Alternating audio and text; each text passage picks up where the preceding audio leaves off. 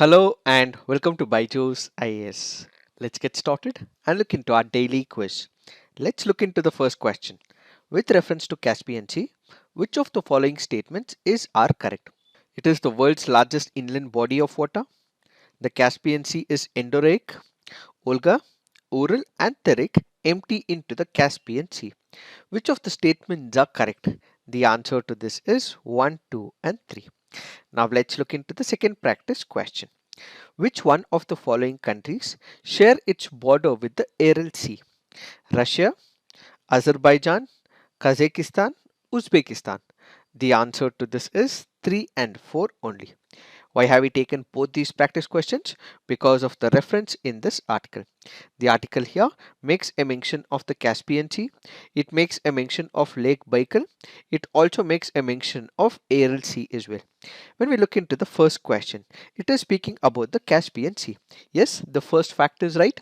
It is the world's largest inland body of water. Yes, the Caspian Sea is endorheic. What does this mean? This means you have the Caspian Sea. There are multiple rivers or it can be lake as well. They might be flowing into this particular sea, but it does not have any outflow. So there is inflow to this particular sea, but there is no outflow, which means to say if you have Bay of Bengal or you consider Arabian Sea, they are all integrated to the major oceanic systems. The Bay of Bengal is integrated with the Indian Ocean. Arabian Sea is integrated with the Indian Ocean. So you have multiple seas which are integrated to the larger oceanic system. But when it comes to the Caspian Sea, it is locked in itself. So it has inflow of water, but it has no outflow of water, which means it is not integrated to the oceanic system, which is why it is called as endorheic. So basically, an endorheic basin is also called as the internal drainage system because it does not flow to one of the Earth's major oceans. Now, if you look into the second practice question, it speaks about countries which border with the Aral Sea. If you look into the image, what we have is the Aral Sea. We have Kazakhstan on one side. We also have Uzbekistan on the other side. So the two countries which border the Aral Sea happens to be Kazakhstan and Uzbekistan. The article also makes a mention of Baikal as well. Remember, Baikal happens to be the deepest lake in the world. As part of the assignment, you have to put on the comment section where is Lake Baikal located and added to this which are the countries in and around the Caspian Sea. So please put it on the comment section. Now let's look into the next practice question. With respect to Pradhana Mantri formalization of micro food processing enterprises, which of the following statements are correct? It is a centrally sponsored scheme that aims to enhance the competitiveness of existing individual micro enterprises in the unorganized segment of the food processing industry. It has an outlay of 10,000 crore over a period of 5 years from 2020-21 to 2024-25. Which of the statements are correct? The answer to this is both. Why have we taken this practice question? Because this article on the PIB makes a mention of PMFME scheme. Let us try and understand what is this scheme all about. When it comes to the food processing industry, you have few companies which are organized. There are few companies, or you can call them as micro segments, micro enterprises, which might be unorganized. What are these organized companies? These are the companies which have a lot of revenue. They have multiple areas of operation. They also generate huge profit as well. They also have a brand value. Their marketing goes really good and they comply by most of the rules of the government of India as well as the respective state governments. So what you see is these rules, when it is brought out by the government of India or by the respective state governments, the same is enforced and these companies usually follow all the rules and regulations, and they also have a brand value. They also make huge of profits. This is what is the organized company when it comes to the food processing industries. Then you also have unorganized individual micro enterprises. What do we mean by it? These are the ones which are operated by individuals. They might not see much of profits as well. Why? Because they might not have the infrastructure. Why? Because they might not have the technology. Why? Because they may not be able to market their products as well, and at the same time they may not comply by many of the formalization rules as well. So in order to bring such entities, micro enterprises, into the fold of formalization so that they are provided the technology, so that they are provided all the necessities so that they can compete with the organized ones is what is called as Pradhana Mantri formalization of micro food processing enterprises. So what would happen under this? Support would be given to such individual micro sectors, and at the same time marketing would be awarded to them. They would be provided with quality control, standardization, packaging and branding. They would be provided support for common infrastructure development. Basically, this would be provided with warehouses, laboratory, cold storages. As of now, they are not provided with any of these. But with this particular scheme, there is more support to such individual micro enterprises. Then further capacity building and research will be undertaken in such organizations so that they can be transformed from unorganized into an organized unit. If you look into the practice question, it is a centrally sponsored scheme. Yes, it is a centrally sponsored scheme where you have contributions made both by the central government as well as by the state government. So the first statement is right. So basically, it will enhance the competitiveness of existing individual micro enterprises in the unorganized segment of the food processing industry. First statement is right, and the second statement is also right. Why? Because it has an outlay of 10,000 crore over a period of 5 years from 2020 to 21 to 2024 to 25. Both the statements are right, so the answer to this would be both. Now let's look into the next practice question. Consider the following statements. As per Article 348 of the Constitution of India, English is the official language for all the courts in India. The governor of a state, with the consent of Chief Justice of relevant High Court, can authorize use of official languages of the state in proceedings before its High Court. Which of the statements are correct? The answer to this is none. Why have we taken this practice question? Because this article on the Hindu makes a mention of English as the language of court, says the Gujarat High Court. Let us try and understand what are these options. When we look into the first option, it says, as per Article 348 of the Constitution of India, English is the language for all the courts in India. This is a wrong statement. Why? That is because it speaks only about the Supreme Court and the High Court and not for the subordinate courts. Since it does not speak about the subordinate courts, the first statement is wrong. When we look into the second statement, the governor of a state, with the consent of Chief Justice of relevant High Court, this is once again a wrong statement. Why? Because the governor of a state may, with the previous consent of the president and not with the consent of the Chief Justice of the relevant High Court. So basically, if you look into both the options are wrong, and that is why the answer would be none. But when it comes to the subordinate courts, it is usually the regional languages which is practiced. Where can you look into?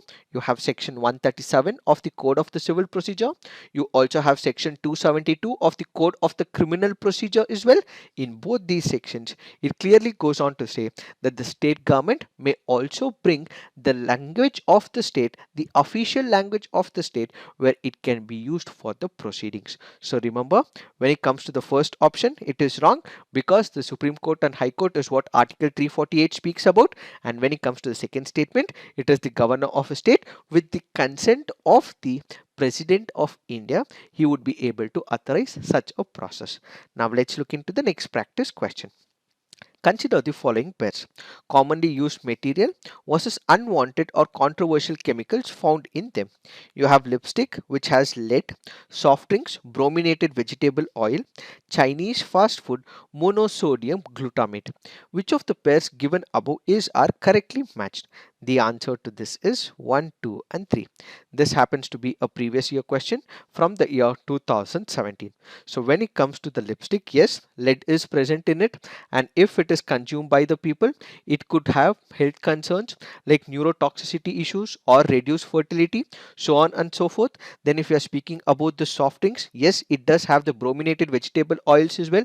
This can become an irritant to the skin, and at the same time this can also have neurologic symptoms as well.